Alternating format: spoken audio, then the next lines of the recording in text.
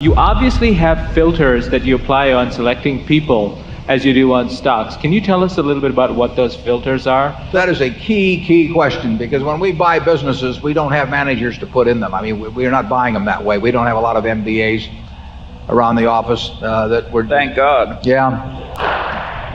That I have not promised that they're going to have all kinds of opportunities. So, as a practical matter, we need management with the businesses that we buy.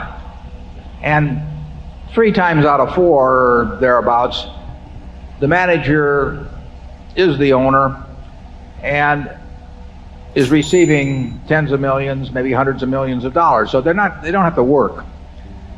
And we have to decide in that time when we meet them whether they love the business or love money. And we're not making a moral judgment. Charlie may, but I'm not making a moral judgment about whether it's better to love the business or love money, but it's very important for me to know which of the two is the primary motivator with them. And we have had extremely good luck in identifying people who love their business.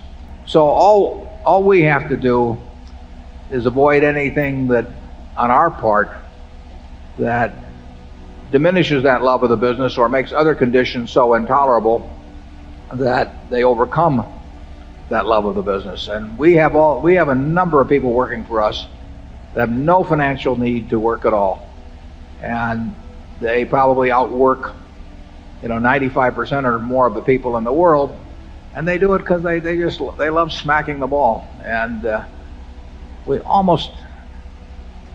we virtually had no mistakes in that respect. And we have identified a number of people, Charlie and I have, in terms of proposals to us, where we felt that they liked the money better than the business. They were kind of tired of the business, and they might promise us that they would continue on and they would do it in good faith, but something would happen 6 months later or a year later, and they'd say to themselves, why am I doing this for Berkshire Hathaway when I could be doing whatever else they want to do?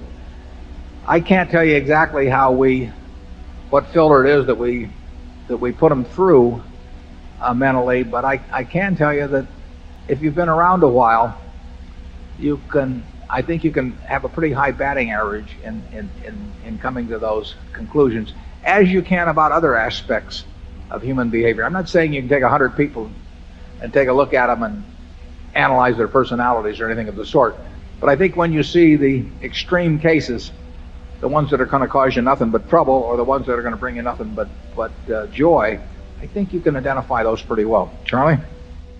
Well, yeah, I think it's pretty simple. You've got integrity, intelligence and experience, and dedication. And that's what human enterprises need to run well. And we've been very lucky in getting this marvelous group of associates to work with all these years. But we filter out a lot of people. And then they say, how do you filter them out? I would say, and I think Charlie will agree with this, people give themselves away fairly often, and maybe it does help to have been around as long as we have, in seeing the various ways they give themselves away. When somebody comes to me with a business, and I probably shouldn't tell this publicly because they'll probably tailor their approach subsequently, but when they come, just the very things they talk about, what they regard as important and not important, there are a lot of clues that come as to subsequent behavior.